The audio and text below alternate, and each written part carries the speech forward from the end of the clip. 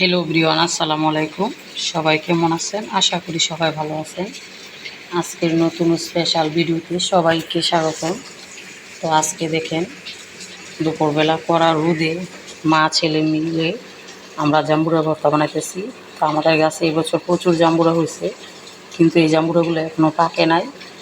তার আগে কুড়ি সবগুলো একটু একটু খেয়ে গাছ থেকে ফেলে দিচ্ছে। তো আমার ছেলেটা বলতেছে যে গাছে প্রথম জাম্বুরা, তো খাবো না, চলো গাছ থেকে গিয়ে জাম্বুরা বেড়ে নিয়ে আসি। তো সে জাম্বুরা বেড়ে নিয়ে আসলো। তো এটা মোটামুটি কিছু হাঁস হয়েছে, খাওয়ার উপযোগী, কিন্তু এখনও পাকে নাই। জাম্বুরা বাকি হলে বা বড় হলে পাকলে অনেক স্বাদ লাগে। আর এই জাম্বুরাগুলো কিন্তু একদম লাল লাল হয়।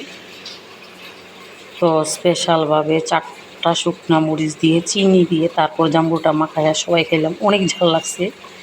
তো খাওয়ার পাশাপাশি এদিকে রান্নাবান্না। তো একদিকে জাম্বুরা খাওয়া আর একদিকে হচ্ছে গরু মাংস রান্না করা হইতেছে, যেহেতু আজকে ছুটির দিন, স্কুল বন্ধ, কিচিরমিচির সবই বন্ধ। কিন্ডারগার্টেনে চাকরি করা মানে মাথা নষ্টের চাকরি। তো আজকে বন্ধ, মাথাটা একটু রিল্যাক্সে ঠান্ডা হবে। তো এদিকে চলে আসলাম মায়ের বাড়িতে, যে এখান থেকে রান্নাবান্না করে নিয়ে যাব। তো গরু মাংস বসিয়ে দিলাম মাটির হাঁড়িতে।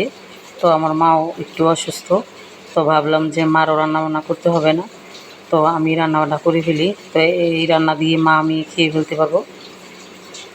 তো গরু মাংসটা কষানো হচ্ছে।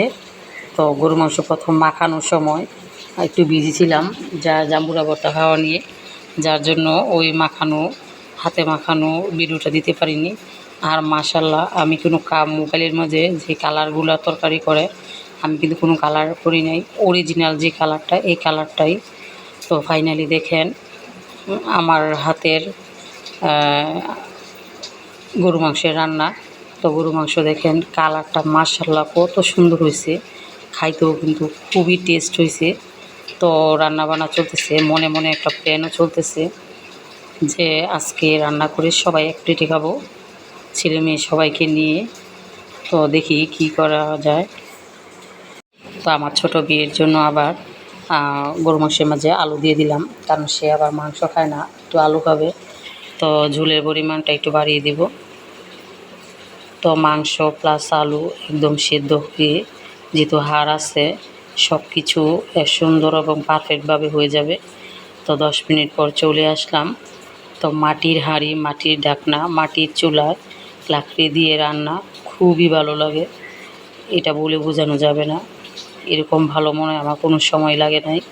তো আমার কাছে ভীষণ ভীষণ ভালো লাগে মাটির চুলায় রান্না করতে। তো মা বলতেছে যে সব সময় সারাক্ষণ বা 3 বেলা যা খাও সব কিছু কাটাকুটি ধুয়ে পরিষ্কার করে নিয়ে আসলে আমি রান্না করে দিব। তো আমার গরু মাংস রান্না করা শেষ। ওইদিকে মাও বলে বসে বসে কথা বলতেছে। তো সবার সাথে কথা বলতে বলতে এদিকে গরু মাংস রান্না করে অন্যদিকে আমি ডাল বসিয়ে দিলাম। তো ডালটাও হয়ে যাবে। তো ফাইনালি দেখেন রান্না বান্না শেষ করে আমি বাসায় চলে আসলাম। তো এদিকে টমেটোর ভর্তা, গরুর মাংস, পেঁয়াজ, কাঁচামরিচ নিয়ে নিলাম। এখন ছেলে মেয়েদেরকেও খাইয়ে দেবো, আমি নিজেও খাবো। তো আমার মতো কে কে সবাই এক প্লেটে খেতে পছন্দ করেন কমেন্ট করে জানাবেন। তো আজকে টমেটোর ভর্তা আমি রসুন দিয়েছিলাম। তো রসুনটা খেতে আমার কাছে ভীষণ ভালো লাগে। তো একটু ভর্তা, একটু পেঁয়াজ, একটু কাঁচামরিচ, সাথে একটু গরু মাংসের ঝোল নিয়ে খেতে কিন্তু ভীষণ ভালো লাগে। তো আপনারা অনেকে এভাবে খান, আমি আপনাদের ভিডিও দেখি। তো আমি কিন্তু বরাবরের মতো এভাবেই খাই। তা আমার ছেলে বলতেছে এত মজা হয়েছে মা, বলে বোঝানো যাবে না।